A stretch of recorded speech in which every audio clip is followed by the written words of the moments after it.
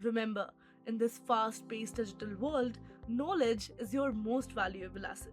Google is continuously forcing everybody to do paid advertising. Canadian advertisers, they often benefit from lower costs per click with an average CPC 29% less than in the US. People are spending money on Google Ads. We're writing content in SEO. Right. I noticed a lot that shift that I happened. So few clients have kind of like put us on pause or said like, they don't know what they're doing.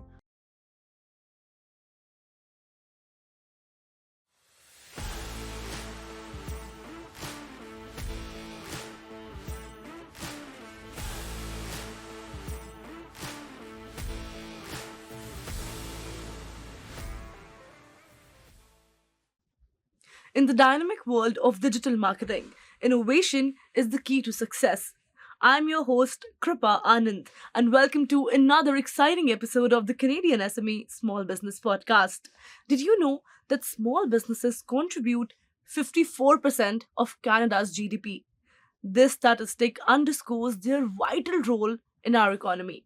Today, we are joined by Shamil Shamilov, a digital marketing virtuoso with over 13 years of experience. As the co founder of dNOVO Group, Shamil delivers comprehensive online marketing solutions for law firms, medical clinics, and other service businesses across North America. Tune in as we explore digital marketing trends, the unique challenges of the Canadian market, and the future outlook for businesses in this dynamic field. Join us for an insightful conversation with a true industry expert. Welcome to the show, Shamil. How are you doing? Good. Nice to be back in the working scene after the holiday break. Right. So, First week into the New Year's, how's it going?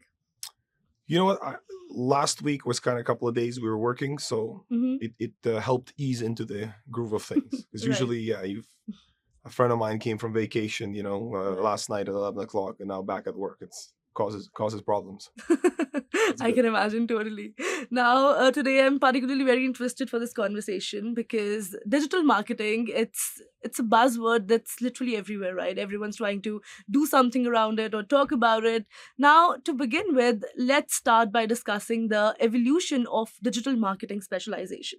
Now, the digital marketing landscape, it's constantly shifting, right? With new trends and specializations emerging regularly. If we talk about Canada specifically, small businesses, they contribute significantly to the economy, right? With 98% of all businesses classified as small or micro enterprises. Mhm. Now, this diverse ecosystem, it creates a unique blend of opportunities for special marketing approaches. Now, my question to you is, how have you seen, Shamil, in your experience, digital marketing specializations and niches evolve in recent years, particularly for small businesses in Canada? When I started in the industry, the advantage was like, we do X amount of services, right? You need your website built, Right. you need to run your ads. It was like one agency, and that was an advantage, right? You're like, oh, these guys just do websites, but we also run ads, or we Right. also, do SEO. Now I find, because there's so much more players on the market, so the market penetration. I remember, we had an ad like 10 years ago, right? Like, where is your yellow pages, right? And like there was a picture, it's an actual true picture of yellow pages like holding the door Okay. somewhere, right? Like Yeah. idea is that the print was being replaced by digital marketing. Now I think we're way beyond that, and you see different niches form. There's some guys that run Google Ads only. There's some guys that only do display ads, right? I get my mailbox is full of like, do you want to get qualified appointments, right in your mailbox, right? Those guys and they do them either via LinkedIn or via email blasts, Right. right? So you name it, you could probably find a niche. Same with digital marketing agencies. We kind of pivoted towards law. I mean, professional services is everything we do, but a huge portion of them are lawyers, where I've seen digital marketing agencies that I knew 10 years ago that rebranded as like guys who are only doing landscapers or guys that only do pavers, Right. and they kind of try to specialize and tell the world. And obviously, if you focus all your effort into one niche, some of the things that other people don't know will make you more competitive, right? Right. So some guys got out of the business and they into the service business, and they built some sort of a CRM for medical, Mhm. right? Because they were working with dentists, for example, right? And then they have a chat bot that they created, and Right. now that's what they do. So kind of everybody picked a niche and tried to I guess segregate into like little specializations of their own and pose themselves as an expert. You could still see some of the guys that kind of claim they do it all. Right. There's still those, but I feel like there's less and less of them. Right. Now, another question that sprouts in my mind is, how do you think that these specializations, they impact the way small businesses approach their marketing strategies? Like, is there any difference, or does this impact it at all? You mean having many companies? Yeah, I mean, I'm working with a number of clients where they would hire you for something, and then they would also have, somebody else doing something else. So they'll Right. have like a paid search person, they'll have like a social media person, and they'll have like an SEO Designated person. person. Yeah. Yeah, when I say person, I mean a company, Right. designated company, right? Right. Okay. Frankly speaking, because the competition is so high, they're doing the right thing. It's a downside for them because where before they would have hired one guy or one company that would have addressed most of these issues. Now, if you want to do it well, you need to kind of find a company that would address all of those niches, Right. right? And more work for them. The market's becoming more complicated, right? More competitive. I would say more sophisticated too. So, but hey, you got to play to win. Right. If you want to kind of get results and kind of dominate your industry, that's what you have to do. Right. Very well articulated, I must say. Now, let's shift focus to another very interesting topic. So Canada and US, they're often compared, right? While Canada and the United States, they share many similarities, their digital marketing landscapes can, differ significantly. Now, interestingly, Canadian advertisers, they often benefit from lower costs per click with an average CPC 29% less than in the US. Now, based on your experience, Shamil, what are the most significant differences between the Canadian and the US digital marketing techniques, and also how do these differences in marketing uh, change their strategies or change their outlook? So very interesting you say that. We're definitely on a general scale Right. less competitive in terms of cost per click or marketing. I'll tell you this: practice management practices. I work for a service-based industry, client, and there they have, just as a follow-up, it's a home service. Right. They have a protocol where they call, email, and text message, right? And they might call the first day twice, and then they call the next 3 days once, Right. and then they'll have an automated follow-up once a week, right? That's the in the US. We had this call with our US counterparts. Right. They would call you for the first week 3 to 4 times a day, every day. So I mean, a lot of it has to do with culture, Hmm. right? In the US, it's very common, and I mean in Canada as well. But to have these like call centers that are just like bombarding you with phone calls. So imagine you fill out a form Right. and you get 3 to 4 phone calls a day, all of a sudden. In Canada, I mean, I talk to people here, like they're like, holy, we'll get upset. Be Right. like, don't Yeah. call me anymore, take me Yeah. off the They list. take whatever. offense out of it. Yeah. In the US, unfortunately, because everybody's so competitive, right? Like all the things that they could consider like that would give them a little edge. You and I have companies in the States. You call once a day, I call 3 times a day, right? I don't care what you say, but the guy who Yeah, you get a better outreaches follow-up more. result. Yeah. Exactly. So take that in everywhere. SEO, writing content, right? Right. Like we write, like if to rank a page you need 1,000 to 1,500. I'll show you industries in the US where some of the pages that ranks have like 5 to 10,000 words written on a blog Right. article. Google reviews, sheer population, sheer number of reviews, Hmm. reputation management companies. So everything is like on steroids, right? Makes it Right. more competitive. That is why it creates that niche as well, right? Where if you want to do like reputation management really well, you have an opportunity there because you could focus on that niche and everybody takes it seriously. Because if you have 1,000 reviews and you know what I mean, then it's like, and all your competitors do, you have no choice. If you want Right. to play ball, you got to kind of do that. Right. Now, Canadians, I think the culture affects it as well. That some of these more aggressive techniques and are like looked down by the general public. And this is a feedback from my clients. Right. I have clients that are just like, yeah, let's do it, whatever it takes. I have other clients that are like, well, I don't want to be annoying, or is this like, I don't want to do that, right? Like they're very taken aback. But again, maybe it's morally good for them, but long term they're losing to their competition that are relentless, so to speak.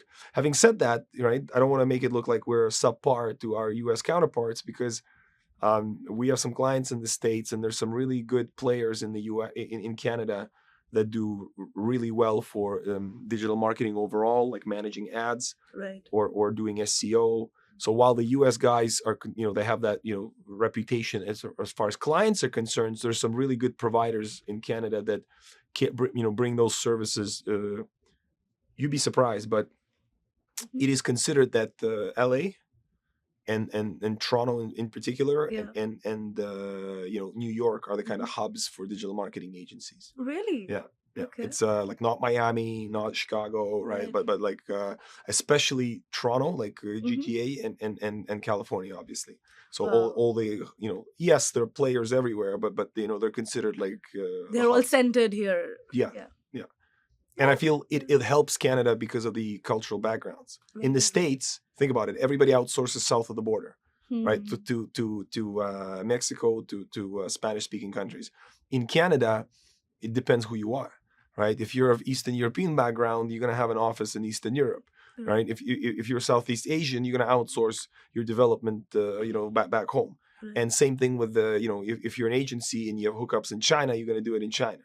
In the States, it's a bit of a different ballgame, right? Like some of the guys outsource to Eastern Europe for high-end development, but digital marketing, I'm talking about your PPC management, your customer service, account managers. A lot of the competitors that we have in Texas and Florida, half of their staff are sitting abroad in like Colombia. Wow. So it's a different culture affects it. That's truly thought-provoking, I must say. It's fascinating to see how cultural, regulatory, and market size differences, how they can shape digital marketing approaches. Attention, listeners, are you a small business owner looking to enhance your digital marketing strategy? Remember, understanding your target market is crucial. As we've learned from Shamil, the Canadian market has its unique characteristics. Take the time to research and understand your specific audience, their preferences, and their behaviors. This knowledge will be invaluable in crafting a digital marketing strategy that resonates with your Canadian customers and sets you apart from the competition. Mhm. Now, let's move on and explore another crucial aspect of the industry. So, let's talk about the impact of economic fluctuations on digital marketing. Now, the business climate in Canada has experienced ups and downs over the past 24 months, right? Now, interestingly, despite economic challenges, the CFIB's business barometer in Canada rose to 59.7 in November 2024, reaching its highest level since May 2022. Now, how has the so-called recession, affected the digital marketing space in Canada? And what trends, Shamil, have you observed, from your perspective as a marketer for local businesses? Very interesting you bring that up. I feel that it's like a natural cleanse, Hmm. right? Every time you have economic hardships, guys whose business was just like, not as efficient as somebody Right. else's, they suffer. Right. I read an article yesterday that Wazo Furniture is a big fancy furniture store. I don't know about fancy, but they had cool stuff. WAZO went out of business in Canada. It's been Mhm. around. Customers placed orders on the website. The companies like went belly up. We see the same thing happening in home services. A lot of guys that are just like one man show, two man shows. They're unemployed, where and then they are all either seeking employment at bigger companies or a lot of shifting industry wise too, right? For Right. example, let's say your industry got affected and you Mhm. figured out a different way to pivot. So you might start a new business, right? So a natural cleansing happens, Right. right? If there's 100 guys, like post COVID, right? Right after COVID, government's printing out money. You couldn't get landscaping work done for 6 months in advance. And the Right. prices you would pay were almost double from what they were a year ago. Now that's all gone. cost of materials went down, labor went down, people are desperate for work. Hmm. A lot of people don't realize this for home services as well, and I could tie it into legal in a second, but condo construction, right? It's booming because once they start, they have to finish, right? Now, so that, those guys are working. There are a couple of stalled projects in Toronto, but in the grand scheme of things, I think there's like 5 or 6 towers out of like hundreds that are stalled. But if you own land and you're developing that land and you're building subdivisions, and now is not a good real estate market, right? It costs you nothing to just walk away from it because you still own the land. Right. Do you get what I'm saying? It's not like a tower which is halfway and you gotta you get already it done. put the money in the materials in there. And I'm saying you could pause it for a year and you could develop the land later. So in the industry, I hear this, that a lot of the laborers that were working on the field doing, all the trades, they walked off because the sites were frozen. And now not only do you have a bad home services market, you have all this influx of guys that used to work for the union or for big construction companies working. Now they're looking for employment too, right? So now they're, it makes a situation that's bad even worse if you think about it. Right. Now, having said that, sometimes, I could have experience. I could work somewhere for 10 years. This thing happens and I'm like, F it. I'm going to go and open my own thing. So I think that's why you're seeing a lot of new startups. And it takes a while to roll back to the lawyers because economic hardships the first year, if you think about it, lawyers only get involved after the fact, right? So when you're about to close a condo, right? But before that, you need to build it, takes time, take occupancy, There's no role of lawyer till then. There's no role of, exactly. Same thing with you own a business, I own a business. We don't like each other, something happened, I'm suing you. Right. Well, guess what? If business is bad, right? Like people do less transactions, there's less reasons to sue. So litigation cases also went down. Kind of like during COVID, the first 6 months, personal injury. Think about it. Less people on the road, less traffic accidents, right? So a lot less searches, less volume of work. It's very fascinating, and I'm happy to hear that the official stats are that new businesses are coming out, and I feel that it gets bad only to a point. I feel like I hope so that we've hit the bottom, and I think it's going to be. It's funny, we sit here on the day that Justin Trudeau resigned. I find it ironic, but what's going to happen? What's going to happen next is anybody's guess. And there's guys that are positive, that are looking forward to this, and they're saying that it can't get any worse. And I guess I would join that camp. There are economic analysts that say that we haven't seen the housing crisis reach its bottom because a lot of people are. Rates are lowering, but fixed rates are not, right? And a lot of people were making the payments, but now they reached a point where they have to sell the property, and that the real estate market will unfortunately further drop. So, hey, who knows? Nobody has a crystal ball. So, right. That's a very comprehensive approach. Thank you so much for that. Now, another question that comes in my mind is, specifically about you. Now, given these economic challenges, how have you specifically, adapted your strategies to help your clients navigate, this uncertain business climate? When things are good, everybody's spending money and people are spending money on Google Ads. We're writing content in SEO. Right. I noticed a lot that shift that happened. So few clients have kind of like put us on pause or said they don't know what they're doing. All the other ones have pivoted in the sense where they're like, okay, well, now is slower time. Let's see. Do you get what I mean? They get to micromanage, and I love it and hate it. I hate it because my development department is overwhelmed. Like imagine if we have about 60 clients we work with. Imagine if a third of them woke up one day and said that they need a new website. I'm in trouble, right? While I welcome it is because I get their input more. So guys that were writing on autopilot and would have difficulty to getting them to sit down and focus on marketing, now they're like, well, things are not good, right? What can we do? Maybe we target another geographic area. Maybe we think about our product offerings. They sharpen their pencil. Do you get what I mean? Right. They maybe we do another offer. Maybe we actually, that remarketing that Shamil was convincing us we launch, or that social media campaign, maybe it's time to think about that, right? Because we want to outcompete our competitors, right? When business is good, nobody's as attentive to the margins, right? Now it's like I love it because it brings you closer to our, with the clients in these moments, right? It brings you closer because you're revamping some of the stuff, you're strategizing. It's a lot more tete-a-tete work that happens. And we've obviously changed our marketing approaches too, the way we market. Right. We relied on traditional word of mouth for the longest Mhm. time. We have some internet traffic as well, but Right. we've kind of done a lot more hands-on approaches. We visited a lot of shows and conferences, a lot of networking. Right. So you gotta do what you have to do. Right.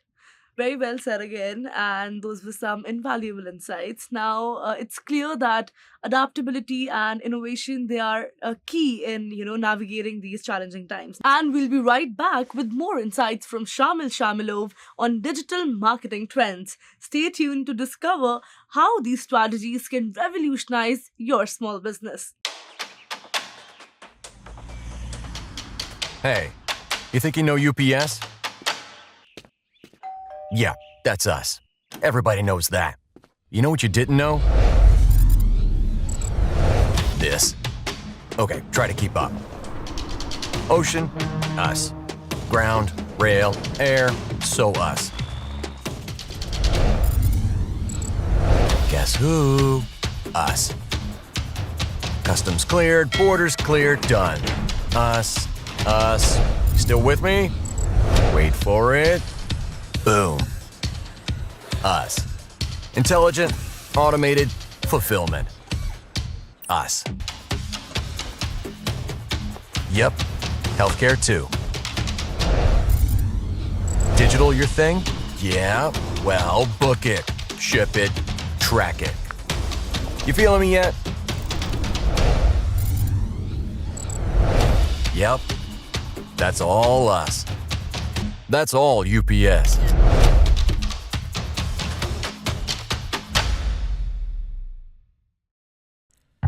Four billion people check their email every day. That's 4 billion missed opportunities if your message doesn't make it. To reach your customer's inbox, you need a winning strategy. And Constant Contact delivers. Literally, over 97% deliverability. Elevate your email game with easy-to-use templates, writing assistants powered by AI, and in-depth metrics. Ensuring your email is flawless, delivered, and read. Constant Contact delivers. Give it a try. At IHG Hotels and Resorts, we're in the business of you. We're here to help you plug in, Connect and recharge. make an impression, and meet with confidence. With 19 brands built for business, your business gets even more rewarding. With an award-winning loyalty program at 6,000 IHG hotels and resorts worldwide. Welcome back, listeners. We're diving into our conversation with Shamil Shamilov about the latest digital marketing innovations that are reshaping the Canadian business landscape. Now, let's explore another very interesting topic. Let's talk about the future of digital marketing in Canada and what it looks like. Now, looking ahead, the Canadian economy is expected to grow by 1.5% in 2025. This projected growth could have, significant implications for the digital marketing landscape. Now, based on, current trends and your extensive experience, of course, what do you, foresee as the major developments in the digital marketing for Canadian businesses, the small, the medium, all businesses over the next few years? How do you envision the next 5 years or the next decade? You wake up one day, you hear the news on TV, you don't know what's happening with the world. You're asking me Right. to make an estimate. I know, happen in and 5 today years. particularly, this is a very funny question, but please go ahead. Yeah. I think that digital marketing overall has seen, just follow my train of thought. I remember when I started this industry, we were selling Google Ads management, and it Right. was sold as SCM. Mhm. So it was sold as you buy literally a bulk of clicks because nobody understand how it worked. Right. But then, a few years down the road, you would manage and the client would pay directly for ads. Right. Then SEO came into the picture, I'm talking about on a mass market scale. Right. I would have clients that are like, well, I wrote a blog and I'm number one. Why am I not number one? What's SEO, right? They thought they did it themselves. Right. So then as we go, Facebook advertising, Facebook was only for young kids to chit chat. Then all of a sudden it became mass market for, 20, 30-year-olds. Now, if you ask, out of all social media platforms, Facebook has the oldest demographic. Yes. Right. So it's actually utilized to generate leads on Meta, right? Facebook and Instagram, and even Instagram right now. A lot of people that are on it are 40 plus. Surprisingly not, right? Yeah, it's not an overwhelming majority, but they have that market share. Or if you take TikTok, it's a relatively new player in town, and you would only advertise to the demographic that's on TikTok. Right. Same thing with Google My Business listings, right? Like talking about little Google Map pins, right? So I feel like as time goes on, more and more of these things come in. Right. And we see an evolution, right? Like I've seen myself where the first, like Google had an update and organic results are filled with top, whatever, XYZ companies in Toronto, right? By directories that people wrote, right? And people would make like a business association or directory and try to kind of newspaper approach, but online, right? Like be listed in my thing. So now I feel a lot more people are investing in. We could see that we could say that the trend is still going on, but everybody and their mother, started. It's funny, we're on a podcast, but they started becoming podcasters, right? Right. And I have clients that started early and really do well. They have a studio, they have a production schedule, and they dominate the world. Immigration lawyers, for example, this is what comes to mind, right? They talk about Canadian trends. Opportunities, changes in immigration, right? So for somebody who is abroad who wants to come into the country, it would be very interesting, right? I don't know how much you're going to look on podcasts when you're looking how to fix your fridge, but you can have, to-do videos, right? And kind of that would generate that traffic. But again, it takes a lot of effort. My point is where in the beginning it was one or two things. Yeah. Now there's multitudes. Right. And I feel like Google is continuously forcing everybody to do paid advertising. Right. There's local service ads that are, have appeared a couple of years ago in the States, in Canada. We have a limited number of categories. It's like another Google ads, but another version of it. Mm-hmm. So, and people are always constantly thinking outside the box of how to do that kind of marketing. Right. Some people reserve back to the original. They're like, screw it, I'm just going to go on TV. Right. So I feel like it's getting more and more complex. Now, the latest thing is if you ask ChatGPT what are the top 10 companies that you could hire, or top 10 like lawyers that you could hire in Toronto, people are like, how do I get on that search? Well, here's the easy answer. ChatGPT has no idea what it's saying when you ask them, because some of the law firms that it puts together, right? There's no criteria why. Like, I'm not saying they're bad law firms. It's a little random.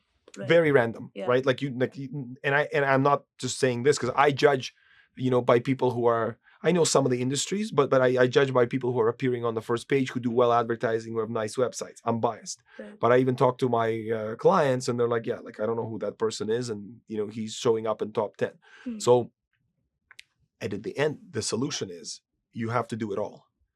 If you on your website have great content, you have a great social media, you participate and win different awards, you're a member of different associations, you have YouTube channel, there's a higher chance you're going to end up on that ChatGPT list, right? And your marketing dollar is not going to be stuck in one or second category, right? Like you're kind of you're trying to spread the risk, if it makes sense. Right. Google algorithm is not going to hurt you tomorrow if you lose positions, and you're not, because you're going to lose all your traffic because you have other things working for you. I feel like that complexity is going to continue, and I also think that people asking ChatGPT right now, it's like half the people you talk to, they don't even use it, right? I mean, like it's if not more than half, right? I think when it comes to the point, and when you could be available on your digital assistant, and I'm talking about on your phone, I have a Google Pixel phone, brand new, and there's a button I could click, literally one button, and I could talk to it. And instead of it being a Google Assistant that had pretty basic inputs, I'm talking to their AI. So I could literally, any question, like, me and my wife have an argument or something, I'm like, well, I'm going to prove you wrong. I literally ask it a question, right? So it makes it that much easier. Do you get my point? Right. So when it's not on a desktop, but when it reaches to the point where it's just like one button, imagine you have an Apple Watch and you could literally click a button and ask it something and it gives you an answer and it actually displays that answer and you could follow up and say, well, call those guys. I think that's it's the ease, it's the accessibility, and it's the kind of like Bitcoin. Right, In exactly. third world countries, everybody uses Bitcoin because they have to, because their currencies are unstable. The bank can go under, right? So people have like crypto wallets.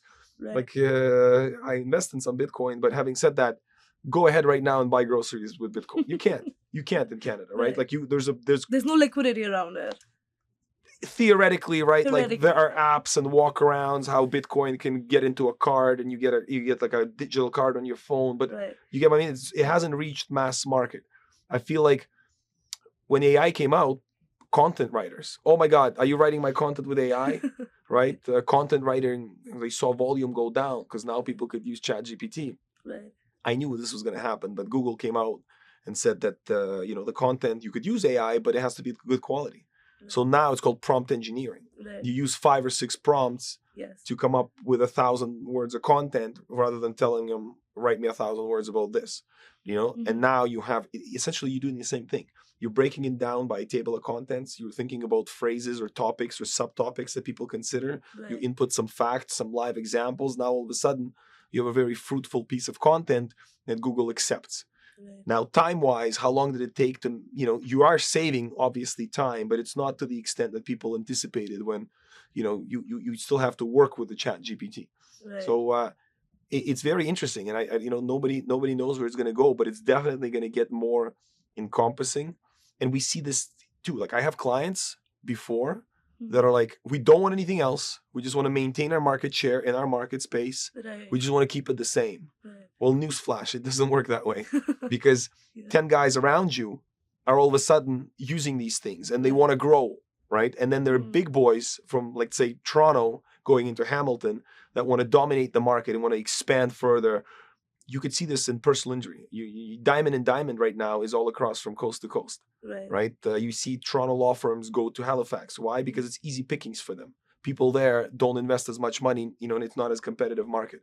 So I feel like a lot of that's going to be happening. That's going to be shifting the smaller guys, out of the mainstream kind of, it's going to be difficult to be a one-man show lawyer now. You need to get your files from somewhere, right? And it's expensive to keep up your digital marketing efforts with the guy next door, especially as this, technological revolution is happening.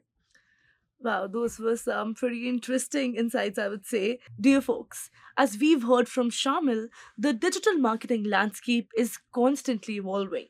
To stay ahead of the curve, it's crucial to keep learning and adapting. Consider investing in ongoing education for yourself or your team, whether it's attending webinars, taking online courses, or participating in industry conferences. Continuous learning will help you stay informed about the latest trends and technologies in digital marketing. Remember, in this fast-paced digital world, knowledge is your most valuable asset. All right, now let's move on to the next and the final topic for today. In Canada, 73.9% of small companies, they employ less than 10 people, right? This unique business landscape, it calls for highly personalized marketing approaches, right? Because as you said, the competition is high and you need to be personalized and right up there to genuinely come in people's eyes or make a difference. Now, how do you tailor your digital marketing strategies for small Canadian businesses? And finally, what advice would you give to entrepreneurs who want to maximize their online presence, who are listening to you right now? If you want to suggest one thing that they do right after listening to this podcast, what would it be? If you're just starting out, and if you're as a small business, as you said, you have to have a reality check that it's going to be an effort. It's going to be an investment. A lot of people have this mentality where, they're going to spend money and they're going to get leads right away, right? And with the Google ads, it would have worked. Now, it takes 2 to 3 months for your campaign to balance, for you to get some ROI, right? And your website has to be mobile, load quick, and have all the right bells and whistles, right? And consumers are getting more educated too. So people are like, I might go on your website, I might note you, but I'm going to then go ahead and Google you and see what comes up, right? Like, what are the reviews? What are people saying? Yeah. So I feel, first and foremost, the realization that if they're serious about this, right, it's going to suck. Right. It's going to be an uphill battle and it's going to cost money. whether they come and hire an agency or they, hire subcontractors and want to kind of be the GC and manage this kind of stuff themselves, right? And hire like a social media girl and a content person and kind of put it all together themselves. Believe it or not, there's a lot of guys that are like, trying to save a penny and are outsourcing this, and then they end up managing, So I think having the right brand approach and thinking about what your strengths are. I often meet people, lawyers especially, they're like, well, I do this type of work, and I also do this type of work because it comes my way. That's great. But I feel like if you're going to market, you have to have a value proposition to your clients. Right?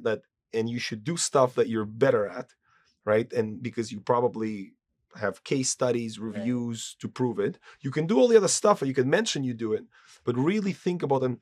I hear this all the time. Oh, we're all the same. No, you're not all the same. There's a unique selling point for each of the companies. And you see, like if you're doing something physical, like you're doing rentals, that you might offer different materials. You might have better customer service. You might have bells and whistles in your onboarding process that you don't. If you're a lawyer, same thing, right? Like what are the other things you give to your clients? Maybe you actually are great and you have a very regimented process, and you take care of your clients, and then you get their feedback on camera, and you actually have a Rolodex of testimonials, right? Same thing with social media, right? Like maybe, and I'm talking about this is just showing off what you do. What about example, right? There is the ways to communicate with people, right? Like on the website, there are chat bots of various sort, right? And people have built these kind of learning libraries of videos. So you essentially can go to the website, and instead of just like filling out a form and wait for somebody to get back to you, there's like a video recorded for each. So like if you want real estate advice, it's here. And then they cycle it down. So I come to you and I say, okay, are you buying new? Is it your first time purchase, or you're buying an investment property, right? And you'll click and like, okay, so tell me these things. Do you get what I mean? It's like a funnel, but with a person's face and video, and it makes it more personalized. And a smoother approach makes the website look more, or the lawyer look more professional as well. So I feel like finding out what you should specialize on, right? Sometimes, believe it or not, is geography. I have dentists who operate in Toronto and then move on the outskirts to open a clinic because there's less competition, because GTA is very saturated. On Yonge Street in Richmond Hill, you could literally like click dentist and there'll be like 10 dentists within a kilometer radius. So people, sometimes it's that, right? It's just going and targeting a market. Your clients, they get distributed when there's competition so near to you. I have a client who's a mortgage broker, and he has a cottage up in tiny Ontario. It's 2 hours up north. And he's capitalized. He's made some friends, relationships, and befriended a real estate, I think, agent. And now he is getting business from up there, right? Because and he finds that it's underserved, undersaturated, and he found a little niche for him. Where in Toronto, he has to fight tooth and nail with every Tom, Dick, and Harry. So finding what your thing is, and not being afraid to get down, get dirty, realize it's going to cost you money. I don't know if you expected me to say, make sure you have a nice website, blah, blah, blah. But, I think that the mental check is the most important thing, right? To just mindset, what's my brand? What are my corporate colors? Why is my brand better than that? Am I appealing to women business owners? Am I appealing to ethnic groups and minorities? Because, so what is my thing that I like to do mainstream, but I also, this is my, for example, ethnic demographic, and I want to target them as well, right? And have a business plan, right? Have a business plan first, and then execute. Ask yourself the right questions, and also understand that this is a trial and error system, and you'll have to see what works the best for you at the end, right? Exactly. Great. Those were some great insights and great advice to all the entrepreneurs as well. Your approach to personalized marketing strategies for small businesses, it's truly enlightening. And thank you so much for being here. Thank you. Nice. Thank you for having me. And we'll see you around. Perfect. To our listeners, we hope today's episode has been informative and inspiring. We've explored the evolving world of digital marketing specializations, the unique aspects of the Canadian market, and how businesses can adapt their strategies in challenging times.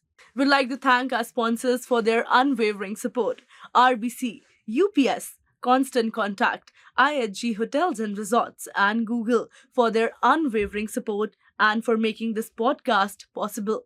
For more valuable insights and resources, visit CanadianSME.ca and subscribe to our podcast. This is Kripa Anand signing off. Remember, in the digital world, your next big opportunity could just be a click away. Keep innovating and growing. Thank you so much for tuning in to the Canadian SME Small Business Podcast.